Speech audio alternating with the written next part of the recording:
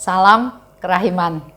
Hari ini kita ketemu lagi tanggal 14 April dan yang akan dibahas adalah diary nomor 198 dan 723. Kita mulai ya. 198. Pada suatu hari Tuhan berkata kepadaku, "Putriku, kepercayaan dan cintamu menghambat keadilanku. Aku tak dapat menjatuhkan hukuman karena engkau menghalangi aku berbuat demikian." Oh, betapa besarnya kekuatan jiwa yang penuh dengan kepercayaan. 723. Hari ini aku mendengar kata-kata ini. Rahmat yang aku berikan kepadamu bukan untuk dirimu sendiri, tetapi juga untuk sejumlah besar jiwa lain. Hatimu adalah tempat kediamanku yang lestari, meskipun sangat papalah engkau. Aku menyatukan diriku denganmu, menghapus kepapaanmu, dan memberikan kerahimanku kepadamu. Aku melaksanakan karya-karya kerahiman di dalam setiap jiwa. Semakin besar dosa seseorang, semakin besar pula haknya atas kerahimanku. Kerahimanku diteguhkan untuk setiap karya tanganku. Ia yang berharap pada kerahimanku tidak akan binasa, karena semua masalahnya akan menjadi masalahku, dan musuhnya akan tercerai-berai di bawah tumpuan kakiku. Itu yang dikatakan oleh Tuhan Yesus kepada Suster Faustina. Ya, kita baca sama-sama. Putriku, berulang kali Yesus menyebut Suster Faustina sebagai putriku. Kepercayaan dan cintamu menghambat keadilanku. Ada iman yang teguh dari Suster Faustina dan ada cinta yang besar dari Suster Faustina. Dua hal ini justru menghambat Yesus untuk melaksanakan keadilannya. Aku tidak dapat menjatuhkan hukuman. Yesus nggak bisa jatuhin hukuman karena engkau menghalangi aku berbuat demikian. Jadi dengan iman yang teguh, dengan cinta yang besar, tanpa kita sadari, kita menghalangi Yesus untuk melaksanakan keadilannya. Menghalangi aku untuk berbuat demikian, kata Yesus ya. Disimpulkan, kita menjadi tahu betapa besarnya kekuatan dari jiwa yang penuh kepercayaan. Kalau kita punya iman yang besar, seperti di Injil ya, disebutkan asal imannya sebesar biji sesawi aja, dia udah bisa pindahin gunung. Jadi luar biasa kekuatan, kemampuan, powerfulnya daripada suatu iman, suatu kepercayaan. Kita percaya penuh pada Tuhan, maka tidak ada yang mustahil. Inilah iman, inilah percaya penuh pada Tuhan. Orang yang percaya penuh pada Tuhan adalah yang mengandalkan Tuhan, yang yakin pada Tuhan, nggak ragu-ragu, nggak kurang percaya. Tuhan tidak akan mengecewakan. Itu yang harus kita ingat terus. Saya punya Tuhan, Tuhan yang maha kuasa, yang maha rahim, yang maha kasih, dan Tuhan tidak pernah mengecewakan. Kita akan mendapat rahmat dari Tuhan.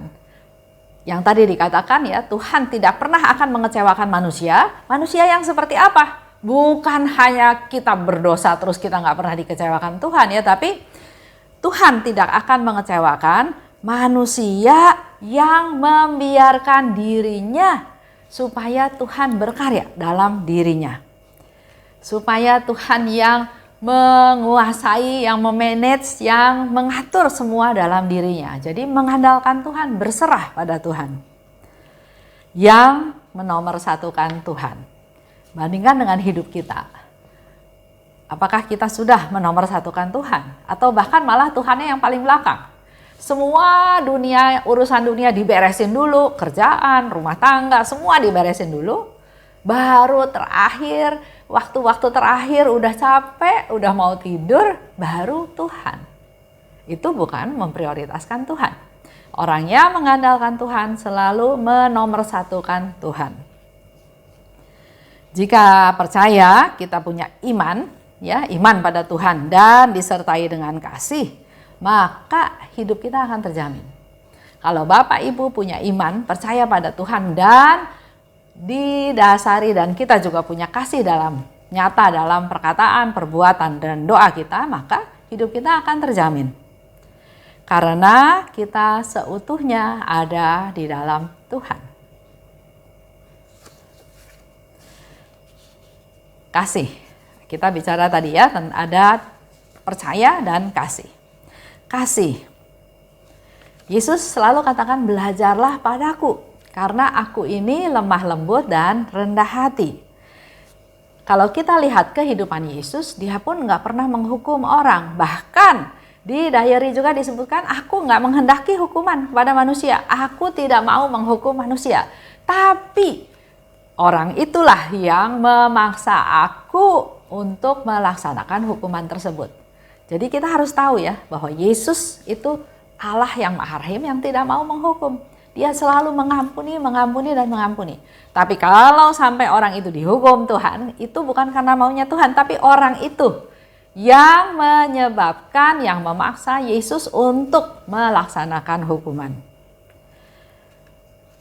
Contoh, waktu Yesus di atas salib, atau waktu Yesus dalam perjalanan jalan salib ke Bukit Golgota ya. Betapa banyak orang yang menyiksa Yesus, padahal Yesus kan nggak berdosa. Yesus nggak bersalah. Tapi dia disiksa, dia dicambuk, dia dihajar, dia dipaku, dia ditelanjangi, dia diludahi.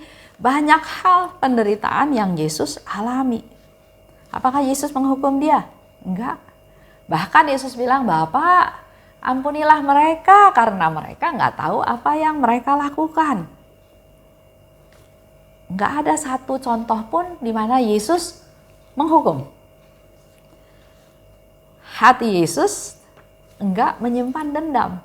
Walaupun diperlakukan seperti itu oleh algojo, oleh imam agung, oleh banyak orang, tapi dia enggak nyimpan dendam.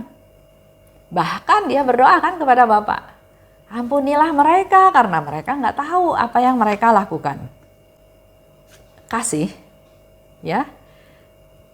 Kalau kita punya kasih, maka kita bisa melihat kasih di tempat atau di pribadi yang tampaknya enggak mengasihi. Mungkin kita bisa ambil contoh ya. Kita ketemu sama satu orang. Orang itu menyusahkan saya. Ya, contohnya dia menyusahkan saya. Kalau dia mau membantu saya, sebetulnya dia bisa bantu saya. Dengan kata-katanya dia bisa bantu saya. Dengan statementnya dia bisa menguatkan apa yang saya usulkan. Tapi dia nggak lakukan itu.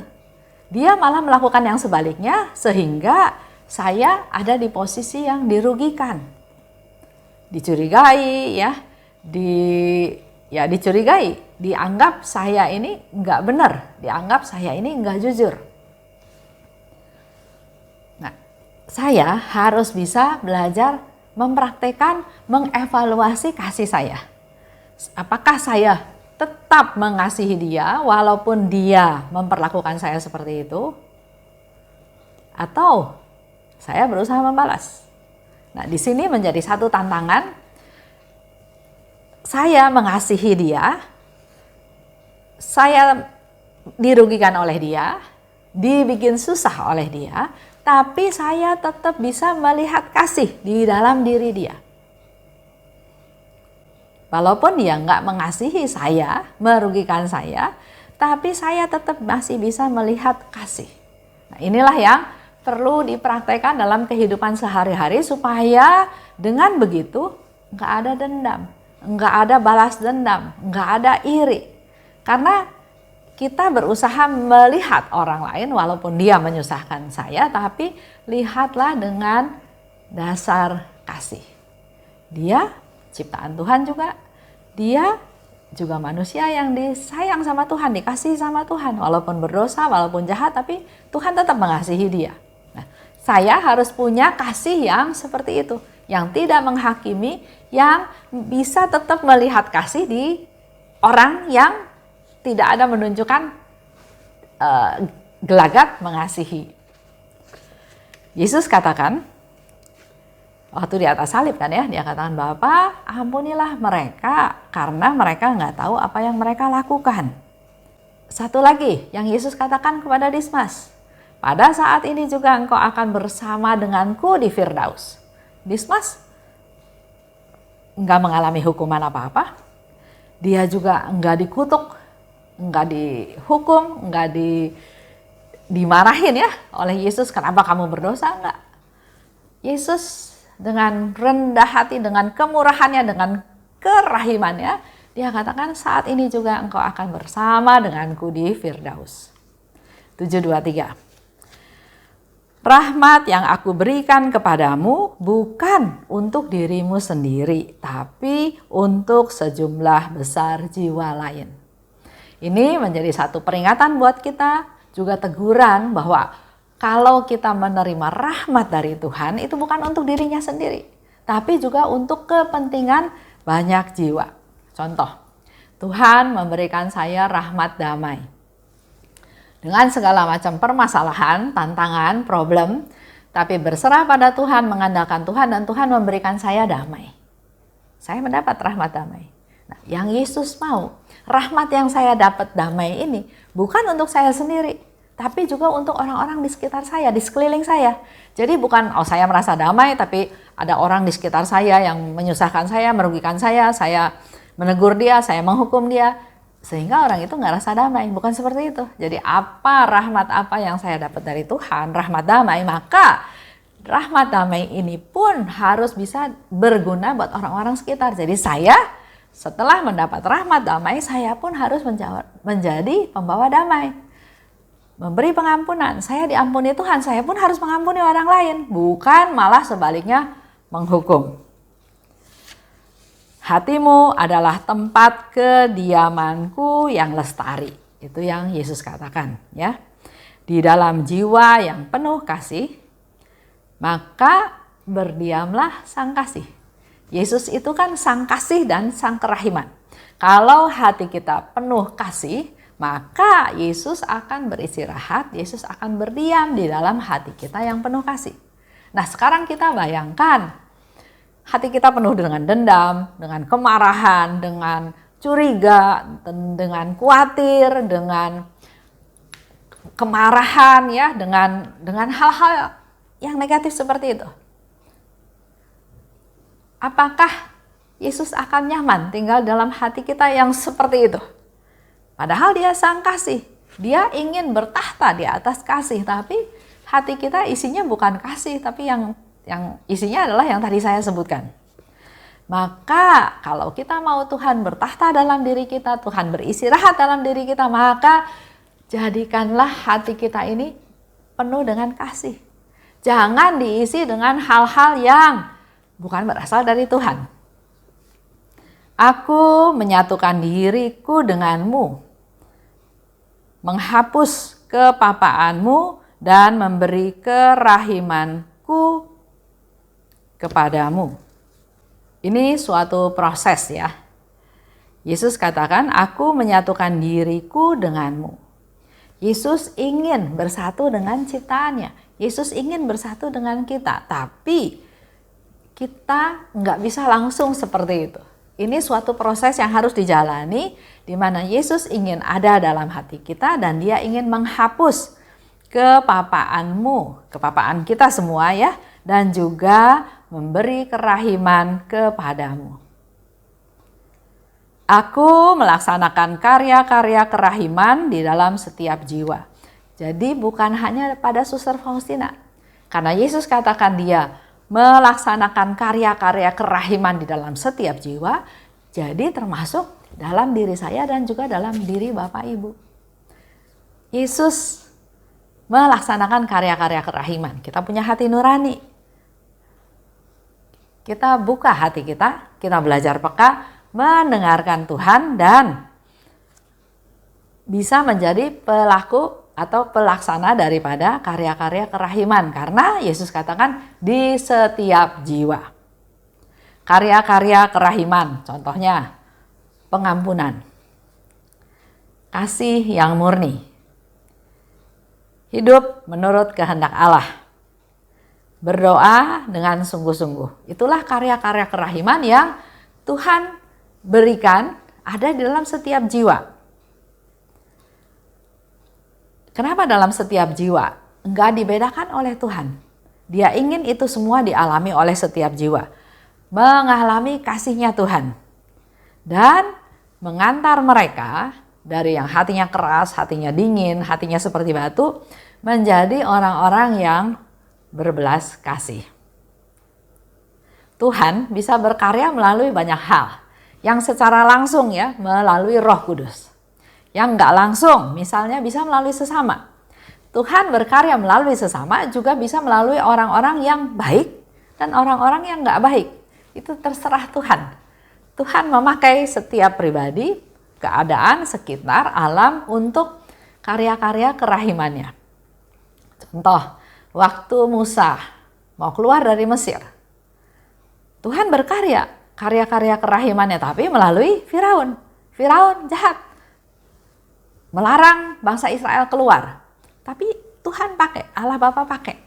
Ya, jadi karya-karya Tuhan itu bisa melalui sesama kita yang baik maupun yang tidak baik. Bisa segala cara ya Tuhan pakai atau juga bisa melalui alam. Contoh, baru beberapa hari yang lalu kan ya ada kejadian bom bunuh diri di Katedral Makassar. Saya punya teman di sana, seorang devosan kerahiman juga, aktif. Jadi saya pikir wah ini Minggu Palma, misa yang paling penuh, jangan-jangan dia juga ada di sana. Ya, jadi saya bel dia, saya tanya dia gimana kabarnya. Dia bilang puji Tuhan. Saya jadi heran, nggak ikut perayaan Ekaristi? Enggak Bu, kebetulan badan saya nggak fit, lagi kurang sehat. Jadi dia mengikuti perayaan Ekaristinya di rumah secara online. Lihat ya, itu karya kerahiman Tuhan. Teman saya mengalami kondisi tidak sehat, kurang fit, menyebabkan dia memutuskan untuk melakukan perayaan Ekaristi di rumah. Padahal secara umur dia bisa offline, bisa di gereja. Nah itulah hal-hal yang sebetulnya perlu kepekaan dari kita sehingga kita harus terlalu bersyukur. Bersyukur karena Tuhan jaga kita, Tuhan pelihara kita dengan caranya Tuhan. Yang saya juga pernah ceritakan ya, saya naik mobil, dilempar batu dari atas, karena mobil saya lebih cepat sedikit, maka batunya jatuh ke kaca belakang. Kalau saya lebih lambat sedikit, batunya jatuh ke kaca depan dan menimpa saya, ceritanya udah lain lagi. Maka mengalami kejadian itu bukan, aduh Tuhan, kok nggak dilindungi, kok kena, padahal kalau saya lebih cepat lagi 1 detik, saya nggak dapat. Jangan itu yang dipikirkan, tapi dengan apa yang terjadi, terima kasih Tuhan. Bersyukur sama Tuhan, karena pasti ini terjadi adalah sesuatu yang paling baik. Kalau kita nggak pernah mengalami hal itu, kita juga nggak pernah bisa merasakan pemeliharaannya Tuhan. Kalau semuanya fine aja ya, ada Tuhan nggak ada Tuhan juga nggak kerasa semuanya baik-baik aja, kita mungkin nggak merasakan kuasa Tuhan, nggak merasakan pemeliharaan Tuhan. Tapi kalau mengalami sesuatu, kuncinya adalah kita menerima hal tersebut dan bersyukur karena pasti ini yang sudah yang terbaik yang Tuhan kasih. Lanjut ya. Semakin besar dosa seseorang, semakin besar pula haknya atas kerahimanku. Itu yang Yesus katakan. Sekarang bandingkan dengan kita. Kita kan biasanya, oh ya udah dia dosa kecil, ya sudahlah saya lupain, lain kali jangan bikin dosa lagi. Tapi kalau ada orang berdosa besar, yang kita lakukan apa? Kita tegur dia, kita hukum dia, kita denda dia, bahkan ada orang yang bisa keluar kata-kata, selama 7 turunan saya nggak mau kenal kamu lagi. Selama 7 turunan saya kutuk keluarga kamu. Jadi semakin besar dosanya, balas dendam kita, kemarahan kita juga semakin besar. Nah, hari ini kita belajar dari Allah yang Maha Rahim, dari Yesus. Yesus katakan, semakin besar dosa seseorang, semakin besar pula haknya atas kerahimanku. Dia berhak atas pengampunan, dia berhak atas kerahiman Tuhan. Karena apa? Karena sebetulnya pendosa itu adalah orang-orang yang harusnya dikasihani, diampuni, dan dicintai secara khusus. Bukan disingkirkan, bukan digosipin bahwa dia berdosa besar, bukan diadili. Karena penghakiman itu kan bukan hak kita, tapi justru perlu dikasihani, diampuni, dan dicintai secara khusus. Kerahimanku diteguhkan pada setiap karya tanganku. Setiap apa yang Yesus lakukan itu didasari oleh kerahiman Tuhan. Siapa saja yang mengandalkan kerahimanku tidak akan binasa. Ini janjinya Tuhan. Kita kalau mengandalkan Tuhan tidak akan binasa. Karena semua masalahnya akan menjadi masalahku.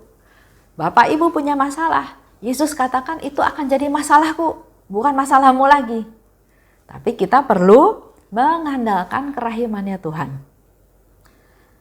Dan Yesus katakan lebih lanjut, musuh-musuhmu juga akan tercerai-berai di bawah tumpuan kakiku. Itu janjinya Tuhan.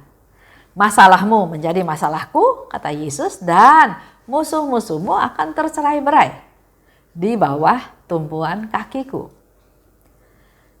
Maka kembali lagi saya mau ingatkan di sini, khususnya juga dalam bulan April kita bicara tentang trust, Yesus engkau andalanku, maka mari kita mengandalkan Tuhan. Melepaskan kepercayaan, keyakinan bahwa saya bisa, tapi kita perlu betul-betul berserah dan mengandalkan Tuhan. Rendah hati, Papa tidak berdaya, hanya Yesus yang kita andalkan. Musuh-musuh itu bisa dalam arti yang membuat kita jadi berdosa. Marah, keras hati, jadi budak kebencian ya, iri, marah, dendam. Nah itu musuh-musuh kita. Ini pun akan tercerai-berai, akan hilang, akan menjadi orang-orang yang rendah hati. Itu aja untuk hari ini. Mari Bapak Ibu bersama-sama melalui peristiwa demi peristiwa kita tetap berpegang untuk tetap mengandalkan Tuhan. Karena memang Tuhan adalah Tuhan yang segala-galanya. Dan tadi banyak janji yang Tuhan berikan kepada kita. Kalau saya hidup mengandalkan Tuhan, maka masalah saya menjadi masalahnya Tuhan. Dan musuh-musuh saya akan tercerai-berai di bawah kakinya. Itu aja untuk hari ini. Terima kasih. Salam kerahiman.